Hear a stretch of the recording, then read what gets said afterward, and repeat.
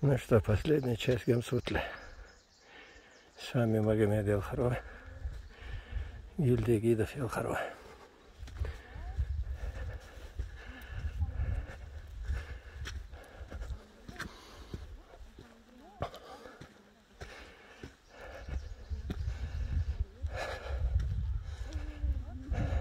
Люди пытались достичь абсолютной безопасности по тем временам.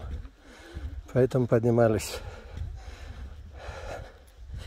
на вершину горы и отстраивались очень плотно, почти как замок с узкими улочками, чтобы можно было защититься.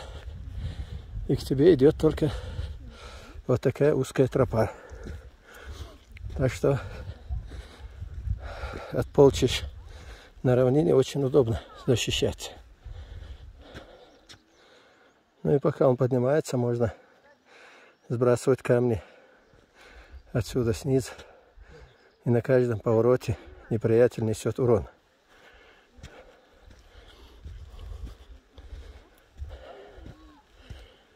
Это говорит о том, что в те времена было не так безопасно. Раз людям приходилось на вершинах гор, в этих ущельях себя консервировать от нашествия полчищ кочевников на равнине. Вот один из венцов творения человеческих рук. Дагестанский Мачу-Пикчу. Местные называют Гамсутль.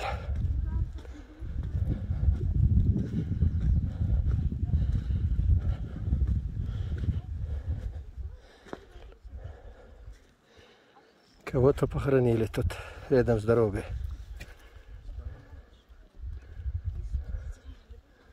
Или просто бросили камень надгробие.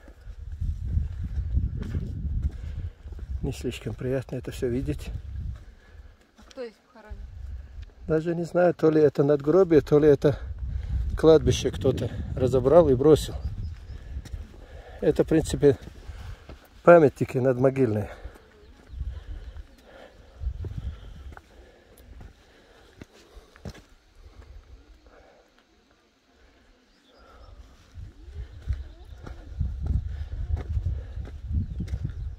Но местные знают, наверное, что это такое.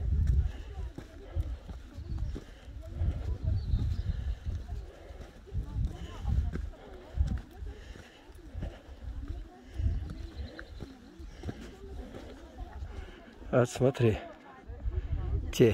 трехэтажный особняк на вершине скалы. То есть люди здесь обеспеченные жили.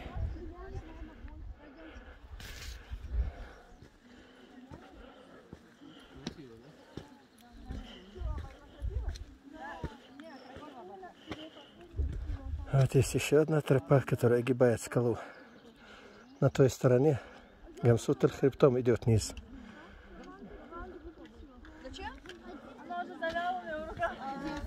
Что там подарок еще? Можно сорвать? Я там дофига. А Денис куда один ушел, да? Он пошел на десятку, воды набрать. А, все понял, все понял. Мама, а чего вот в эту воды не набрали-то?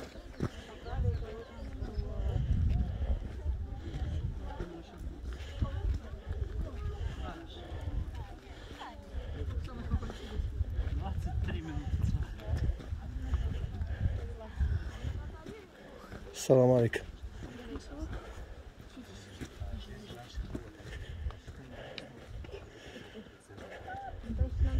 Ну что, я послушаю местного парня. Потом не на камеру. Я скромный молодой человек. Скромность — это вообще не черта кавказца. Быть скромным — это неприлично. Ты должен быть самым лучшим, самым сильным, самым умным. Ну и самым скромным. Поймал. Вот как раз местный парень, он нам еще лучше расскажет. Попросим его. Если можно, чуть краткую историю, как-то ты местный, тебя хотелось бы послушать. Гамсутль? Да. Ну, давайте. Не, просто я ему отказать не могу. Я многим отказываю, но ему не смогу. А случайно не брат твоей жены? Ну, он... Я не женат. Ну, почти братья. О. Пока 4 жены нет, тоже на Кавказе говорят, не женатый парень. Обычно брату жену отказывать на Кавказе не принято. Ну, наверное, начнем именно с родника, которого вы сейчас проходили. Может быть, многие из вас даже попробовали водички. Это родник молодости. Также его называют душевным родником, Экелиц. И родник — это не только то место, где раньше набирали воду, но и также то место, где и могли познакомиться молодые ребята, муж, жена, парень с девушкой. То есть по размерам кувшина можно было всегда определить, что же девушка замужем или не замужем. Если она с маленьким кувшином, значит она не замужем, и можно было закинуть закидушку, то есть прийти домой и сказать, что такую-то красавицу встретил и хотелось бы именно пожениться на этой девушке. Чуть поднимаясь выше, там есть надгробные плиты, в котором написаны имена ребят, которые не вернулись именно с битв. То есть с 14 лет ребята ходили, отправляли на набеги. Даже до сих пор, если мы сейчас своих детей пугаем бабайками, то в Грузии пугают леками. То есть нас называли всегда леками, и поэтому как бы дети леков. И если, допустим, 10 человек из этого аула ушли и 3 не вернулись, то есть их имена писали. В каждом старом ауле вообще можно увидеть надгробную плиту, там никто не похоронен, просто писали имена, кто не вернулся именно с набегов. И почему 14-15 лет? Потому что уже через пару годиков ему придется жениться, и чтобы в ауле знали, кто он, что можно за него выдавать дочку. Чуть выше поднимаясь, уже, наверное, многие обратили внимание на надпись «Рейнух Тумбачигова администрации». Это не вандализм, это написал последний житель этого села, Абдужалил. Он себя еще называл мэром Гамсутля. Отсюда проходит тысячами белых бусинок овечки на летнее пастбище и обратно возвращается на зимнее пастбище. И в переводе означает «гам», на диалекте нашем означает «впадина». Даже пах мы говорим «гам». И гам — это впадина. И си — это смотровые площадки верхние, на которые вы подниметесь еще, и их называли как сторожевые башни. То есть здесь Дагестан не развит башнями, здесь у нас не было башен, мы сами уже строили, грубо говоря, дедушки наши строили аулы на возвышенностях, чтобы откуда можно было видеть, когда подходит враг. Когда подходил враг, и закрывали ворота северные, и с южной стороны поднимали висячий мост. Был на той стороне, и, грубо говоря, если каждый день, ночью обязательно, и плюс, если какое-то неопознанное лицо, объект подходит к аулу. И уже начинали закрывать аул именно для этого. И если вы, допустим, в интернете посмотрите, будет написано там, что Гамстуль в переводе означает ханской крепости. Это вольное общество Андавал, и здесь не было никогда ханов. И если даже кто-то говорит, что здесь были ханы, можно спросить, какой хан. В истории любая вещь, в истории написана именем человека, грубо говоря, да. Вот мы все знаем, что в Хунзахе был хан, даже последняя хан была женщина, хан Бикер. То есть есть имя определенное, правильно? И здесь не было. И не ответит вам никто на этот вопрос, что здесь был какой-то хан. Это вольное общество Андавал. Если на Руси даже отменили в 1861 году крепостное право, то здесь никто никому не платил дань. Никто никому не подчинялся. Поэтому люди и жили. Да, очень суровая жизнь, очень тяжелая жизнь. Даже вот представьте, что, грубо говоря, вы живете тут, у вас 5 детей, муж, и вам каждый день приходится ходить за водой 420 метров с большим кувшином и подниматься обратно. И плюс, если, не дай бог, еще и старые свекровь и свекор, еще и им набирать воду. Поэтому они сейчас... стирали там или тут? Стирали они там или дома? Ну, могли и там, могли и тут. В принципе, то от этого ничего не тоже зависело. надо Да. Зимой, естественно, конечно, это все дома проходило в деревянных тазиках.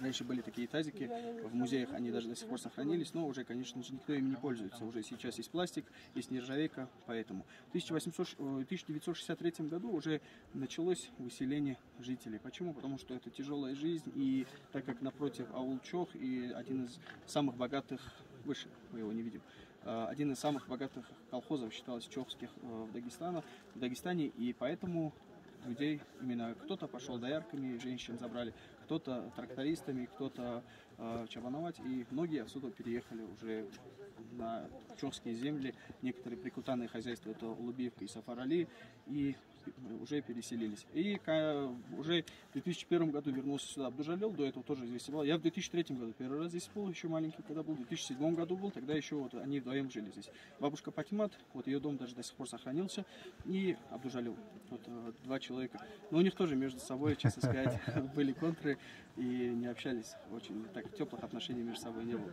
А потом уже бабушку Патимат забрали, внуки, дети на равнину к себе. Абдужалил здесь был, и в апреле месяце, в начале апреля, 3 или 4 числа, это было в 2015 году, вот как раз где его машину оставили, ну, куда его как раз УАЗик закинул, вот в этом самом месте, вот домик на веранде его нашли.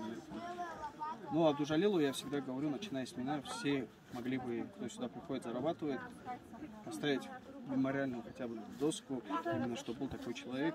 Был человек очень начитанный, именно светской литературы, знал Коран, читал Коран, очень был начитанный, но со своими тараканами человек. И, ну, судьба, да, как сложилось, что 58 лет уже его с нами не стало. Но очень был интересный человек. Приходили мы сюда к нему, я когда даже в 2007 году сюда попал, на речку пришли купаться и проголодались. Поднялись сюда чай попить, и вот так вот он рассказал все, и на сегодняшний день даже очень даже рад, что мне удалось именно послушать его. Сейчас, подожди, Мирза. Вопрос можно? Вот ты говорил, тех, кто уходил на беги, им ставили могильные плиты. Они их у дороги ставили при въезде в село? При въезде, при входе к селу. Мирза, подожди, ты мне нужен. При входе к аулу, в каждом ауле старом, вы с какого аула? Я вообще с Чечни. Чечни, да? Вот здесь, например, ставят вот гор, горе, например, ты же был, тоже при въезде есть, там вообще красиво, очень сохранились. Вот здесь я видел пару надгробий. Вот здесь вот также они на той стороне тоже так же есть. То есть при входе, чтобы люди видели. Да, вспоминать, что молитву Да, все правильно. Часто спрашивают, кто здесь похоронен. Там на самом деле никто не похоронен. Когда мы были, помнишь,